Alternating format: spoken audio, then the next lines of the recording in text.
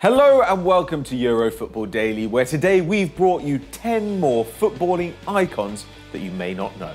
Number 10, Paco Gento. Wingers are becoming a thing of the past, and Francisco Paco Gento might be the perfect example of the position. Though he played alongside footballing icons like Santa Maria, Puskás and Di Stefano, Gento was a great in his own right and outlasted those three, managing to win 6 European Cups. Except for 10 games at Santander, Gento spent his whole career with Real Madrid, playing more than 600 times for Los Blancos. He won his first title at 21 and his last, his 12th, at 36.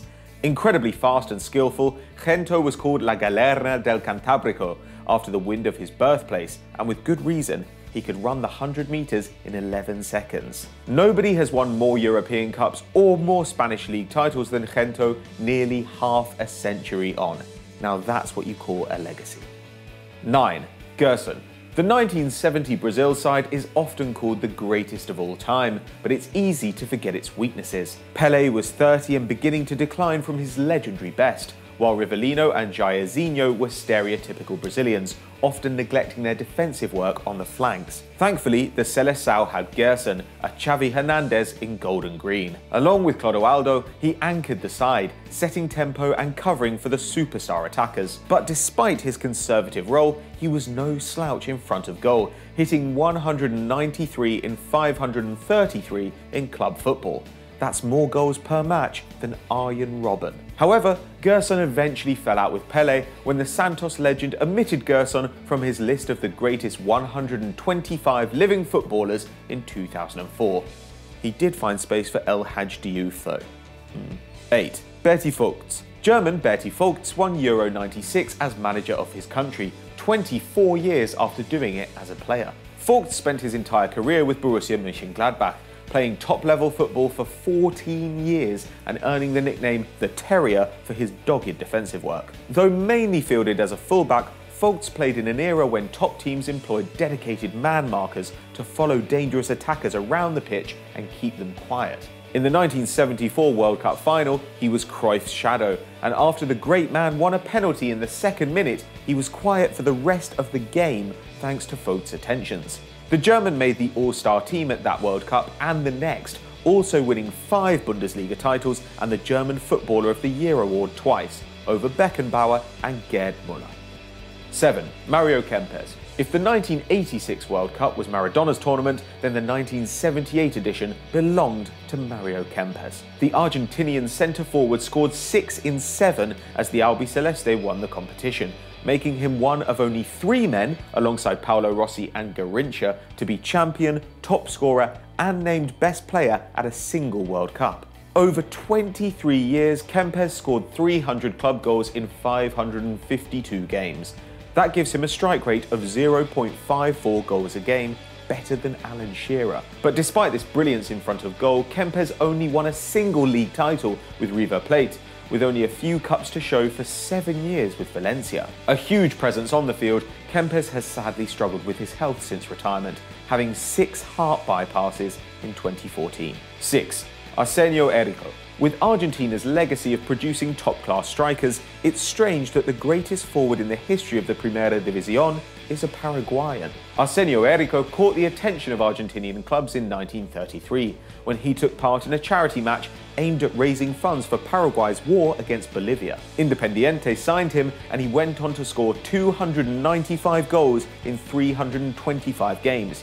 In his best year, he hit 48 in 34, a better strike rate than Lionel Messi managed when he bagged 50 in La Liga in 2012. Despite hefty cash offers, he refused to play for the Argentine national team, but he did inspire a new generation of Albiceleste talent, including a young Alfredo Di Stefano. In later life, Erico sadly had to have one of those magic feet amputated, and he died in 1977. Though he was buried in Buenos Aires, his body was returned to Paraguay in 2010, where he was laid to rest with the flags of the 2 countries he loved the most.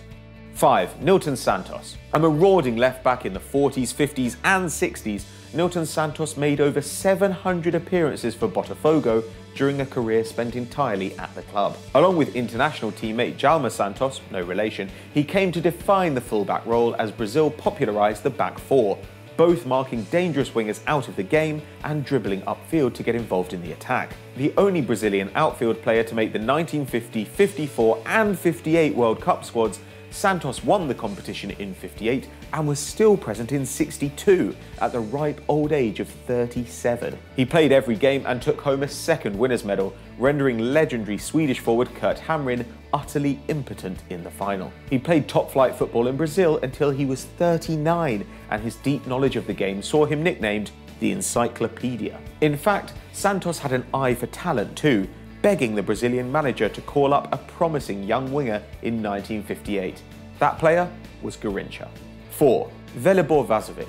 The great Ajax team of the late 60s and early 70s is often seen as a high point of Dutch football, but many people don't know that it had a foundation of Yugoslavian steel. Centre-back Velibor Vazovic played for both Partizan and Red Star Belgrade in his homeland, one of only 30 men to do so, and that earned him death threats, with one Partizan fan saying he'd shoot Vazovic with a sniper rifle. Vazovic's combination of tough man marking and classy playmaking made him a key part of the Partizan side, which reached the European Cup final in 1966, scoring his team's goal as they lost 2-1 to Real Madrid. After that came the Netherlands, where he was the first foreign captain in the club's history, and he set an example for 19-year-old defensive partner Barry Hulshoff. He lost another European final, scoring again as Ajax went down 4-1 to Milan. But Vazovic was to lift the trophy eventually in his last professional season in 1971.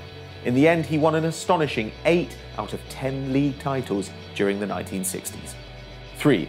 Oleg Blokhin. Born and raised in Kiev, Oleg Blokhin was a lightning-fast wide forward who turned out for the Soviet Union, earning more caps and scoring more goals for the nation than anyone else. Blokhin spent 18 years with Dynamo Kiev, winning the Soviet League 8 times. Under coach Valery Lobanovsky, he was the star of a Kiev side which smashed Bayern Munich 3-0 in the European Super Cup in 1975. Bayern had just won a second successive European Cup, but the Germans were humbled as Blokhin scored all 3 goals over both legs. That year he won the Ballon d'Or, and to this day he remains Dynamo's top scorer of all time, with 98 goals more than the next man on the list. He's since managed the club as well as the Ukrainian national team. 2. Graeme Souness. Calling Graeme Souness the Scottish Busquets sounds like a joke, but aside from the perm and the moustache, he'd fit right into a world-class side today, 3 decades since his heyday. The midfielder started off at Tottenham, featuring just once for the first team before he stormed into the manager's office, told him he was the best player at the club, and left. In 6 years with Liverpool, Souness won 5 titles and 3 European Cups. At his best, he combined Busquets' passing and intelligence with the toughness of Javier Mascherano, and in the 1984 European Cup final, he simply played Roma off the park, evading a world-class opponent in Falcao with one-touch passing and movement. Souness was the best player on the pitch, had a goal disallowed, and scored a penalty in the shootout to bring the trophy back to Anfield. He went on to win another 3 titles in Scotland in his mid-30s as player-manager at Rangers. 1. Hugo Sánchez. At number 1 is Hugo Sánchez. Alongside Puskas, Raúl and both Ronaldos, Sánchez ranks as one of the finest forwards ever to wear Real Madrid's shirt, despite joining from hated rivals Atletico. In 7 seasons with Real, the Mexican won 5 league titles and 4 consecutive Pichichi Awards for the top scorer in La Liga, something even Messi has never managed. A master of the penalty area, he scored 38 in 35 in 1990, a record which stood until Cristiano Ronaldo bagged 40 in 2011. In fact, only Ronaldo, Messi and Telmo Zarra can boast more La Liga goals than Sanchez's 234. That's a better tally than Thierry Henry managed in all competitions for Arsenal. Sanchez's specialty was the chilena or bicycle kick, and he used to celebrate his goals with a somersault, making it no surprise to learn that his sister represented Mexico in gymnastics at the 1976 Olympics. By the time Hugo left Real Madrid, he had won 10 trophies with the club, and between 1981 and 1991, he averaged 29 goals a season. One of the greats. So that was our 3rd set of great players that you ought to know, but probably don't. Who have we missed out? Who would you have included? Let us know in the comments below. Now, if you enjoyed this video, stay right here on EuroFootball Daily and check out this week's Stat Wars. And as ever, guys, don't forget to like and subscribe.